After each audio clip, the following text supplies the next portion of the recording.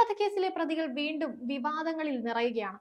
കൊടും ക്രിമിനലുകളായ ഇവർക്ക് ശിക്ഷ ഇളവ് നൽകാനുള്ള സർക്കാർ നീക്കം വിവാദത്തിലായിരുന്നു. ഈ നീക്കം പാളിയപ്പോൾ ഉദ്യോഗസ്ഥരെ ബലിയാടാക്കി രക്ഷപ്പെടാനുള്ള വഴിയാണ് സർക്കാർ തേടിയത്. എന്നാൽ ഇപ്പോൾ സർക്കാർ വഴിയുള്ള നീക്കം പരാജയമായതോടെ മറ്റു വഴികൾ തേടുകയാണ് പ്രതികൾ. ഇരട്ട ജീവപര്യന്തം ശിക്ഷ വിധിച്ച ഹൈക്കോടതി വിധിക്കെതിരെ സുപ്രീം കോടതിയിൽ അപ്പീൽ നൽകിയിരിക്കുകയാണ് ടി പി വധക്കേസ് പ്രതികൾ. 1 മുതൽ 6 വരെയുള്ള പ്രതികളാണ് ഇരട്ട ജീവപര്യന്തം നൽകിയ ഹൈക്കോടതി വിധി സ്റ്റേ ചെയ്യണമെന്നാവശ്യപ്പെട്ട് സുപ്രീം കോടതിയിൽ ഹർജി നൽകിയിരിക്കുന്നത്.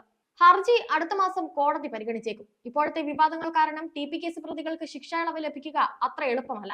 പരോൾ ഇഷ്ടം പോലെ ലഭിക്കുന്നുണ്ടെങ്കിലും കൊടിസുനിക്ക് ഇപ്പോൾ പരോൾ ലഭിക്കാത്ത അവസ്ഥയുണ്ട്. CPM-ന് ഭരണം പോകുന്ന അവസ്ഥ കൂടി ഭാവിയിൽ ഉണ്ടായാൽ ശിഷ്ടകാലം അഴിക്കുള്ളിൽ കഴിയേണ്ട അവസ്ഥയുണ്ടാകും. ഇത് മുൻകൂട്ടി കണ്ടാണ് പ്രതികൾ സുപ്രീം കോടതിയെ സമീപിച്ചിരിക്കുന്നത്. ടി പി ചന്ദ്രശേഖരന്റേത് ക്രൂരമായ കൊലപാതകമാണെന്ന് വിലയിരുത്തിയാണ് ഹൈക്കോടതി ശിക്ഷ ഉയർത്തിയത്. വധശിക്ഷ നൽകിയില്ലെങ്കിലും പ്രതികളുടെ ശിക്ഷ കോടതി വർദ്ധിപ്പിക്കുകയാണ് ഉണ്ടായത്. നേരത്തെ ജീവപര്യന്തം ശിക്ഷ വിധിച്ചവരുടെ ജീവപര്യന്തം കോടതി ശരിവെച്ചു. നിലവിൽ 12 വർഷം ശിക്ഷ അനുഭവിച്ചതിനാൽ ബാക്കി 8 വർഷം അനുഭവിച്ചാൽ മതിയാകും. എന്നാൽ ഈ കാലയളവിൽ പരോളോ മറ്റിളവുകളോ ഇല്ലാതെ ശിക്ഷ അനുഭവിക്കണമെന്നതാണ് ഹൈക്കോടതി വിധിയുടെ വ്യവസ്ഥ.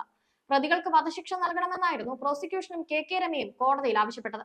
എന്നാൽ അപൂർവങ്ങളിൽ അപൂർവമായ കേസായി കാണാൻ കഴിയില്ലെന്നായിരുന്നു പ്രതിഭാഗത്തിന് വേണ്ടി ഹാജരായ അഡ്വക്കേറ്റ് ജാമൽപിള്ള വാദിച്ചത്. നേരത്തെയും കേരളത്തിലും രാഷ്ട്രീയ കൊലപാതകങ്ങൾ നടന്നിട്ടുണ്ട്.